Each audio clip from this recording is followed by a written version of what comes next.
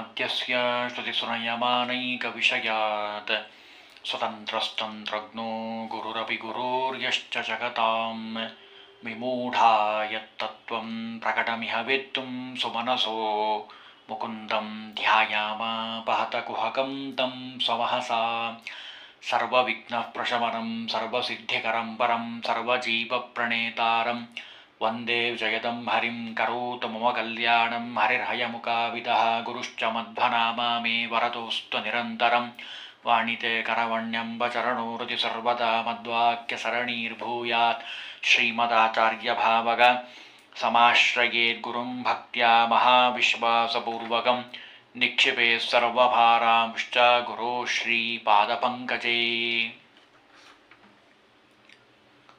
ನಿಮ್ಮ ಪ್ರಶ್ನೆ ನಮ್ಮ ಉತ್ತರ ಅನ್ನೋ ವಿಭಾಗದಲ್ಲಿ ಒಬ್ಬ ಜಿಜ್ಞಾಸುಗಳು ಕೇಳಿರುವಂಥದ್ದು. ಬಹಳಷ್ಟು ಜನ ಈ ಪ್ರಶ್ನೆಯನ್ನು ಕೇಳಿದ್ದಾರೆ. 5 ವರ್ಷ, 10 ವರ್ಷ, 15 ವರ್ಷ ಆಗಿದೆ, ನಮಗೆ ಒಳ್ಳೆಯ ಸಂತಾನ ಆಗಬೇಕು, ಅದಕ್ಕೆ ಒಂದು ಒಳ್ಳೆಯ ಉಪಾಯವನ್ನು ಹೇಳಿ, ಒಂದು ಮಂತ್ರವನ್ನು ಹೇಳಿ ಅಂತ ಪ್ರಶ್ನೆಯನ್ನು ಮಾಡಿದ್ದಾರೆ. ಮದುವೆ ಆಗದವರಿಗೆ ಮದುವೆ ಚಿಂತೆ, ಮದುವೆ ಆದವರಿಗೆ ಸಂತಾನದ ಚಿಂತೆ, ಹೆಣ್ಣಾಗಿರಬಹುದು ಅಥವಾ ಗಂಡಾಗಿರಬಹುದು, ನಮಗೆ ಒಂದು ಒಳ್ಳೆಯ ಸಂತಾನ ಆಗಲಿ ಅನ್ನೋದು ಎಲ್ಲರ ಅಪೇಕ್ಷೆ. ಅದಕ್ಕೆ ಶಾಸ್ತ್ರ ಒಂದು ಮಾತು ಹೇಳ್ತದೆ. ದುರ್ಲಭವಾಗಿರುವಂಥದ್ದು 3 ಅಂತೆ ಜಗತ್ತಿನಲ್ಲಿ. ಯಾವುದು? ಫಲಾನಿ 3 ತಿಶಿಷ್ಯಂತೆ ವಿದ್ಯಾ ಕರ್ಮ ಸುತಾ ಇತಿ ಅಂತ ಆಚಾರ್ಯರ ಮಾತು. ಒಬ್ಬ ವ್ಯಕ್ತಿ ಒಬ್ಬ ಮಗನನ್ನು ಪಡೆದಿದ್ದಾನೆ ಅಂದರೆ ಆ ಮೂಲಕ ವಿಶೇಷವಾಗಿ ಭಗವಂತನ ವಿಶೇಷವಾದ ಅನುಗ್ರಹ ಅವನ ಮೇಲಿದೆ ಅಂತ ಅರ್ಥ. ಅದರಲ್ಲೂ ವ್ಯಕ್ತಿ ಮೃತನಾದ ಮೇಲೆ ಉಳಿಯೋಂಥದ್ದು 3. ಫಲಾನಿ 3 ಶಿಷ್ಯಂತೆ. 1 ವಿದ್ಯೆ, ತನ್ನ ಪುತ್ರನ ರೂಪದಲ್ಲಿ ಅಥವಾ ಪೌತ್ರನ ರೂಪದಲ್ಲಿ ಶಾಶ್ವತವಾಗಿ ಉಳಿಯುವಂಥದ್ದು 1 ವಿದ್ಯೆ. 2ನೇದಾಗಿ ಕರ್ಮ, ಸತ್ಕರ್ಮ ಅಂತ ಅದನ್ನು ಕರೀತಾರೆ. 3ನೇದ್ದು ಸುತಾ ಇತಿ, ಒಳ್ಳೆಯ ಮಗ. ಒಳ್ಳೆಯ ಮಗನ ಮೂಲಕವಾಗಿ ಎಲ್ಲವನ್ನೂ ನಾವು ಪಡಿಬೋದು. ಅದರಲ್ಲೂ ಆಸ್ಫೋಟಯಂತಿ ಪಿತರಃ, ಒಳ್ಳೆಯ ಸಜ್ಜನನಾಗಿರುವಂತಹ, ಜ್ಞಾನಿಯಾದಂತಹ, ಸದಾಚಾರಿಯಾಗಿರುವಂತಹ ಪುತ್ರ ಲಭಿಸ್ತಾನೆ, ಹುಟ್ಟಿದ್ದಾನೆ ಅಂದರೆ ಪಿತೃದೇವತೆಗಳು ಎದ್ದು ಕುಣಿತಾರಂತೆ, ನೃತ್ಯ ಮಾಡ್ತಾರಂತೆ. ಅಂತೂ ಒಬ್ಬ ಒಳ್ಳೆಯ ಸತ್ಪಾತ್ರ ಹುಟ್ಟಿದ್ದಾನೆ, ಸಜ್ಜನ ಹುಟ್ಟಿದ್ದಾನೆ, ಎಲ್ಲ ಸತ್ಕರ್ಮಾದಿಗಳನ್ನು ಮಾಡಿ ನಮಗೆಲ್ಲ ವಿಶೇಷವಾದ ಸದ್ಗತಿಯನ್ನು ತಂದುಕೊಡ್ತಾನೆ ಅಂತ ಸಂತೋಷ ಪಡ್ತಾರಂತೆ. ಹಾಗಾದರೆ ಒಳ್ಳೆಯ ಪುತ್ರ ಆಗಬೇಕು ಅಂತ ಆಸೆ ಏನೋ ಇದೆ. ಆದರೆ ಆಗದೇ ಇರೋದಕ್ಕೆ ಅನೇಕ ಕಾರಣಗಳಿದ್ದಾವೆ. ಅದು ದೈಹಿಕವಾದ ಕಾರಣ ಆಗಿರ್ಬೋದು, ಮಾನಸಿಕವಾದ ಕಾರಣ ಆಗಿರ್ಬೋದು, ಅನೇಕ ಜನ್ಮಾಂತರದಲ್ಲಿ ಮಾಡಿದಂತಹ ಪಾಪಗಳ ಫಲ ಆಗಿರಬಹುದು. ಹಾಗಾಗಿ ಸತ್ಪುತ್ರನನ್ನು ಪಡೆಯೋದು ಎಲ್ಲರ ಉದ್ದೇಶ, ಬಹಳ ಸಂತೋಷ. ಆದರೆ ಈ ನಿಟ್ಟಿನಲ್ಲಿ ಪ್ರಯತ್ನ ಮಾಡಬೇಕಾದರೆ ಸಾಮಾನ್ಯವಾಗಿ ಒಂದು ಮರ ಇದೆ ಅಂತ ಅಂದ್ಕೊಳ್ಳೋಣ. ಆ ಮರಕ್ಕೆ ಬುಡ ಇರ್ತದೆ, ಬೇರು. ಆ ಬೇರಿಗೆ ನೀರು ಹಾಕದೆ ಕೇವಲ ಟೊಂಗೆಗೆ, ಹೂಗಳಿಗೆ, ಹಣ್ಣಿಗೆ, ರೆಂಬೆ ಕೊಂಬೆಗಳಿಗೆ ನೀರು ಹಾಕಿದರೆ ಅದು ಬದುಕಲಿಕ್ಕೆ ಆಗೋದಿಲ್ಲ. ಹಾಗಾಗಿ ಮೂಲ ಬೇರು ಯಾರು? ಭಗವಂತ. ಯಥಾ ಹಿ ಸ್ಕಂದ ಶಾಖಾನಾಂ ತರೋರ್ಮೂಲಾವಸೇಚನಂ. ಭಗವಂತ ನಾರಾಯಣ ಅವನು ಮೂಲನಾಗಿರುವಂಥವನು. ಮಂತ್ರ ಹೇಳ್ತದೆ, ವೇದ ಮಂತ್ರ. ವಿಷ್ಣುರ್ ಯೋನಿಂ ಕಲ್ಪಯತು ತ್ವಷ್ಟಾ ರೂಪಾಣಿ ವಿಶಂತು ಆಸಿಂಚತು ಪ್ರಜಾಪತಿರ್ಧಾತ ಗರ್ಭಂ ದದಾತು ಮೇ. ವೇದ ಮಂತ್ರ ಇದೆ. ಈ ವೇದ ಮಂತ್ರದಲ್ಲಿ ಹೇಳ್ತಾರೆ ವಿಷ್ಣುರ್ ಯೋನಿಂ, ಇಡೀ ಜಗತ್ತಿಗೆ ಯೋನಿಯಾಗಿರುವಂಥವನು, ಮೂಲ ಕಾರಣನಾದಂಥವನು ಭಗವಂತ. ಅದಕ್ಕೆ ಅವನನ್ನು ಮೊದಲು ಉಪಾಸನೆ ಮಾಡುವುದನ್ನು ಕಲ್ತುಕೊಳ್ಳ್ರಿ. ಭಗವಂತನ ಉಪಾಸನೆಯಿಂದ ಒಳ್ಳೆಯ ಸತ್ಸಂತಾನ ಆಗಲಿಕ್ಕೆ ಸಾಧ್ಯ. ಗರ್ಭಾಧಾನ ಅಂತ ಸಂಸ್ಕಾರ ಇದೆ. ಆ ಗರ್ಭಾಧಾನ ಸಂಸ್ಕಾರದಲ್ಲಿ ಅನೇಕ ಮಂತ್ರಗಳನ್ನು ಹೇಳ್ತಾರೆ. ಯಾಕೆ ಅಂದರೆ ಮೊದಲು ಪುರುಷ ಆರೋಗ್ಯಯುತನಾಗಿರಬೇಕು.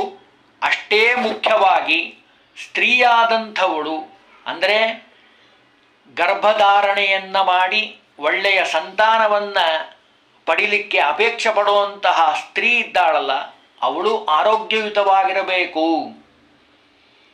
ಹಾಗಾಗಿ ಆ ಆರೋಗ್ಯಯುತವಾಗಿರಬೇಕು ಅಂದರೆ ಭಗವಂತನ ಆರಾಧನೆ ಅತ್ಯಂತ ಅವಶ್ಯಕ, ಕಡ್ಡಾಯ. ವೈದ್ಯಕೀಯ ಪ್ರಕ್ರಿಯೆಯಲ್ಲಿ ಸಾಮಾನ್ಯವಾಗಿ ಎಲ್ಲರೂ ಹೇಳೋದುಂಟು. ಏನು ಹೇಳ್ತಾರೆ? ಪುರುಷನೂ ಆರೋಗ್ಯಯುತವಾಗಿರಬೇಕು, ಸ್ತ್ರೀಯೂ ಆರೋಗ್ಯಯುತವಾಗಿರಬೇಕು. ಇದು ಎರಡನ್ನೂ ಮಾಡುವಂತಹ ಭಗವಂತನ ರೂಪಗಳಿದ್ದಾವೆ, ಪಂಚಮೂರ್ತಿಗಳಿದ್ದಾವೆ.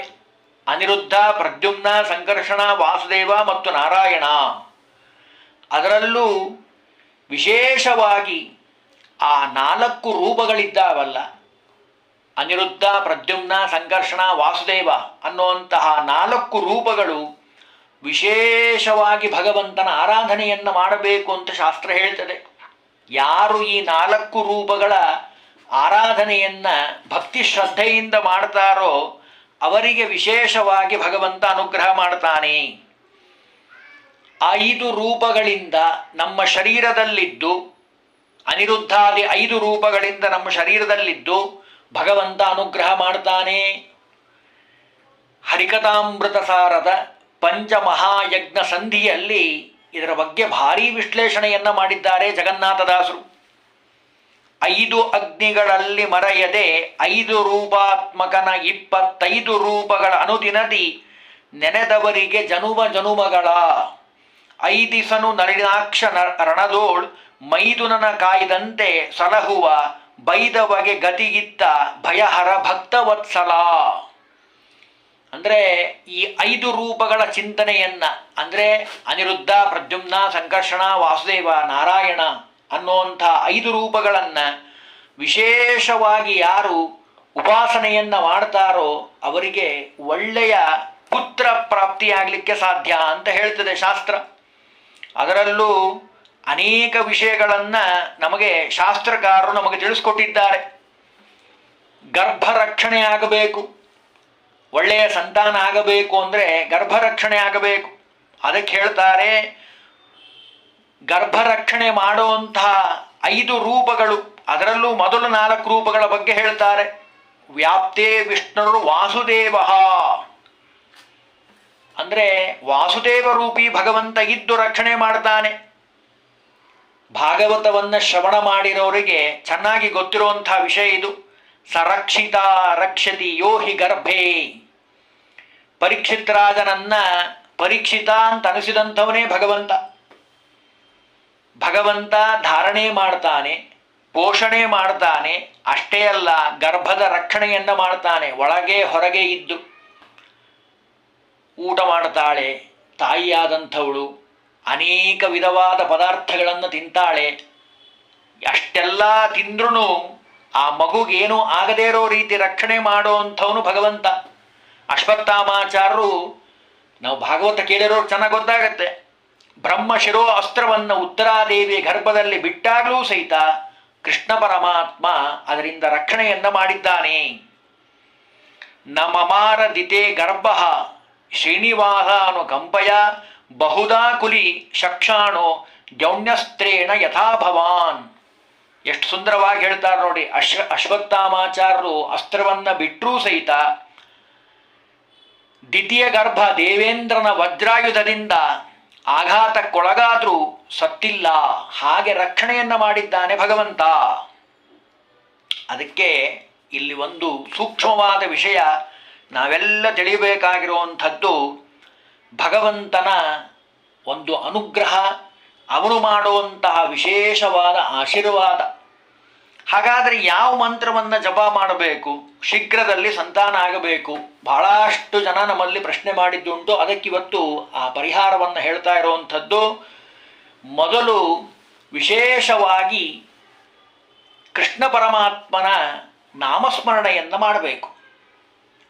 ತಾರತಮ್ಯತ್ವೇನ ಕೃಷ್ಣ ಪರಮಾತ್ಮನ ನಂತರ ಒಳ್ಳೆಯ ಸಂತತಿಗೋಸ್ಕರವಾಗಿ ನಾಗಾರಾಧನೆ ಅಥವಾ ಸುಬ್ರಹ್ಮಣ್ಯನ ಆರಾಧನೆ ವಿಶೇಷವಾಗಿ ಮಾಡಬೇಕು ಅಂತ ಹೇಳ್ತಾರೆ. ಕಾರಣ ಈ ನಾಗನಲ್ಲಿ ಅಂದರೆ ವಿಶೇಷವಾಗಿ ರೂಪಂ ಸಂಕರ್ಷಣಾದ್ ಭವೇತ್ ಅಂತ ಹೇಳ್ತಾರೆ. ಸಂಕರ್ಷಣ ರೂಪಿ ಭಗವಂತ ಇರ್ತಾನೆ.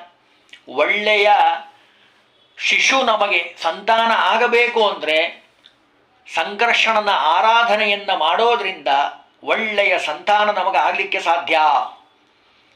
ಕುಕ್ಕೆ ಸುಬ್ರಹ್ಮಣ್ಯ ಅಂತ ಒಂದು ದೊಡ್ಡ ಕ್ಷೇತ್ರ ಇದೆ, ಭಾರಿ ಪ್ರಸಿದ್ಧವಾದ ಕ್ಷೇತ್ರ.